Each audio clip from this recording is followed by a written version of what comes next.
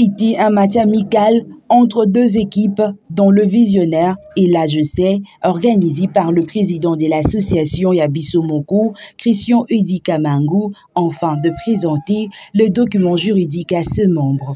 Le match est soldé par 2-1.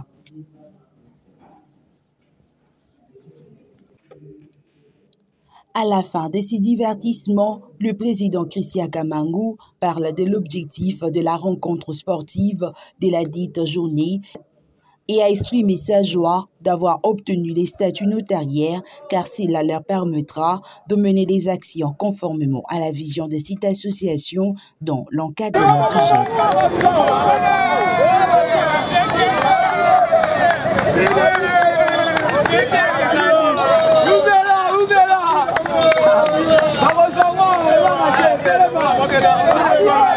Fait de la rencontre sportive d'aujourd'hui et la présentation des statuts notariés aux membres de notre association, puisque nous avons une association dénommée Yabiso Moko. Depuis tout ce temps, on militait d'abord pour qu'on puisse se faire enregistrer au ministère de la Justice. Chose faite, c'est pourquoi les membres et moi-même en tant que président, nous avons décidé d'organiser une rencontre sportive, une façon de nous réjouir, puisqu'auparavant on travaillait d'une manière informelle. Maintenant nous sommes connus comme tels. Bon, l'événement, en dehors de la présentation, c'est juste la joie que nous avons, le fait d'avoir y passé par le ministère de la Justice. Nous sommes allés là, on s'est fait enregistrer comme je viens de le dire, et ça nous donne aussi l'effet vert de mener d'autres actions conformément aux objectifs prescrits dans notre association, notamment l'encadrement des jeunes dans son ensemble. Ici, on n'a pas question d'âge, question de genre, de sexe, non, c'est la jeunesse dans son ensemble. Nous avons des formations à organiser pour eux, nous allons créer aussi d'emplois en tant qu'association. Nous sommes en mesure de les faire et nous allons les faire. Quels d'autres projets? Je peux dire, ce sont les actions qui sont définies d'abord. Puis on ne peut pas sortir en dehors des objectifs de l'association. Les objectifs de l'association nous permettent de former les jeunes dans divers domaines, notamment la coupe et couture, la mécanique, plusieurs, dans tous les domaines, dans tous les aspects. Et ça, on va quand même échanger la mentalité aussi des jeunes. Et sinon seulement ça, créer d'emploi. Vous pouvez créer l'emploi pour un jeune, mais si sa mentalité n'est pas encore transformé, il n'a pas encore compris pourquoi il est jeune, c'est difficile de les faire évoluer. Nous allons aussi passer par les séances d'encadrement, les conseils et les suivis sur tout ça aussi. Pour en finir, dans son ensemble, de nous faire confiance en tant qu'association qui ne regarde pas notre âge et aussi aux hommes de bonne volonté qui peuvent venir s'associer à nous pour qu'on puisse, puisque moi-même en tant que président et les comités, peut-être à un certain moment on peut se limiter. S'il y a aussi les gens qui ont des innovations, qui ont des projets, qui ont des moyens, ils ne peuvent que venir s'associer à nous pour qu'on puisse quand même avoir une jeunesse qui sera capable de gérer notre pays demain. Prochaine action, il y en a, ce n'est même pas une seule action, il y en a plusieurs. Oui, les rencontres sportives, les formations, les ateliers de formation. Ça c'est quelque chose de très important que nous ne pouvons pas oublier. Formation sur quoi? En informatique, par exemple, il y a une carence des secrétaires, des informaticiens, des gens qui peuvent aussi travailler et laisser la délinquance. Quand une jeunesse n'est pas encadrée, elle est exposée à une délinquance que le gouvernement ne peut même pas supporter ou contenir. Nous avons les phénomènes Kuluna. Ceux qui font les Kuluna, ce sont des jeunes, mais mal encadrés.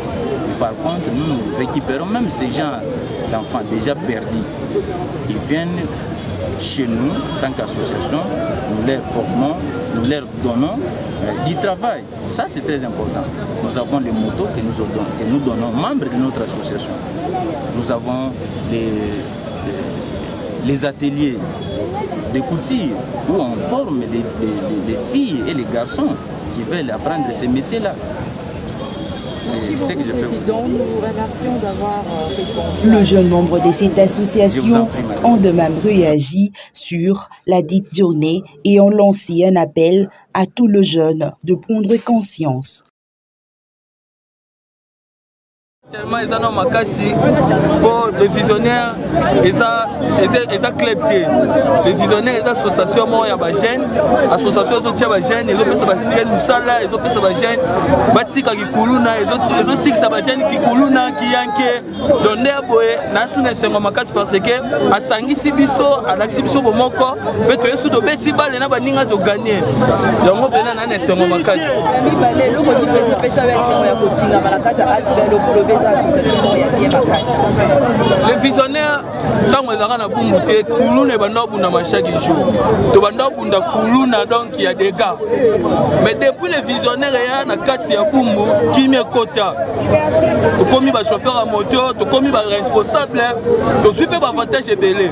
Donc Christian Kamangou a pour ça bagé. Soromoni, Ozana Moussalate, Omoni, attends de Kumba motote. Les Arabes pour Kumba motote. Sosa Moussalate, il y a que pas qui s'arrête Mangou. A Rosungayo, a Rolakso, que c'est que la vie. Donc il y a qu'à toi la posa na yo, toi ben la posa na onde. Visionnaire, tu veux dans la compte il y a l'association IBM, le visionnaire. D'accord, président de la mission honorable Christian, honorable Mobile Christian Kamango et puis la Sangisi Bagène. Ah moi, ni moi bien, ni moi bien ça. On a bossé dans la chaîne tout. Bah tout ça et ça la bien. Oui, koyeba et le koni pesa bongo et pesa bino posé à Bukama peda kata Asbel.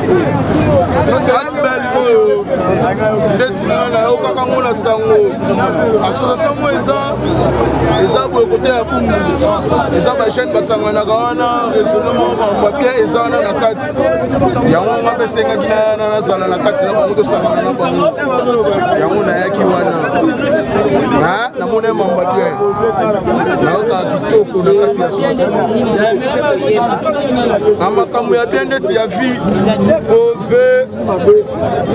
avec mon social côté ba jeune banini makambasa nango ya vision ya biso ba jeune mutu mo yango sengaka foto zala pembeni na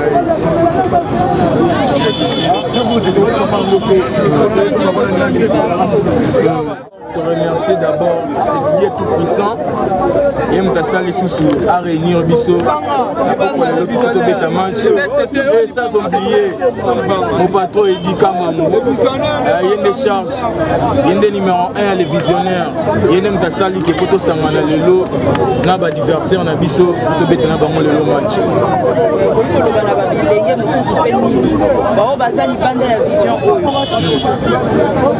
bon pour le maïs Baya boya biso to ba chauffeur à moto mais to senga ni match à courtoisie to bete na biso toujours ya courtoisie za mbongo te ya juste ba jeune to luka bango biso ne il faut to bete des match to bete ya moto senga ni to bete des match na pourquoi le sangani le champion agissez jeunes capables. Merci na bandeko ba Hollanda biso les visionnaires yoyo Sangisi biso awa Christian Kamangou Sangisi ba jeune merci Tokumi Sinzambe bandeko nanga ba Hollanda lelo génération les hommes briller biso ba kene ba drogue banini ba ya bazo mouiller bazodo de mettre aux pour ça ba jeune courageux ba ya ba luka les visionnaires pour remarquer toza ana ceux qui boyent la terrasse au ça pour rejoindre numéro na biso to sepeli toza luka ba jeune toza pour ça ba jeune ba la muka lelo génération to comprendre que Anguyeme landa biso to beba la masanga la banini mais que c'est Kamangu asangisi biso ba jeune donc après aussi lisawa naza papa il y a des enfants naza na mwasi na ndaku grâce il y a les visionnaires Christian Kamangu donc naza ne sanga makasa après match Christian Kamangu alongola ba jeune basket tozo luka ba jeune baya oya poser la biso numéro kozala au contacter biso merci.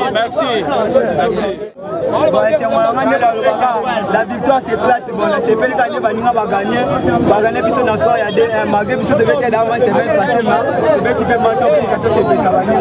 C'est vraiment l'initiative na bango ya Oloa na bango na ninga ensemble biso te beta match à Lolo. Ils ont vraiment bien agi à un bon de vimi to sala na baya les visionnaires et ça libère pour na lutter contre la jeunesse. Donc jeunesse on a bino na bino bilenge pour le bala bango bezani eloko yimonya bokese ni ngambo ya bilenge ko beti na bango bezani bokese les gens dépasse biso za ta côté moko ba différence des arts que on va la ti ba biso be de la ti ba mususu to beti na bango match ba gagner biso be to polidon c'est raison ni ngambo na bango c'est pas le retour malasima to senga ba misa air pour que tout mette air moi bien dans c'est le cas bien merci beaucoup.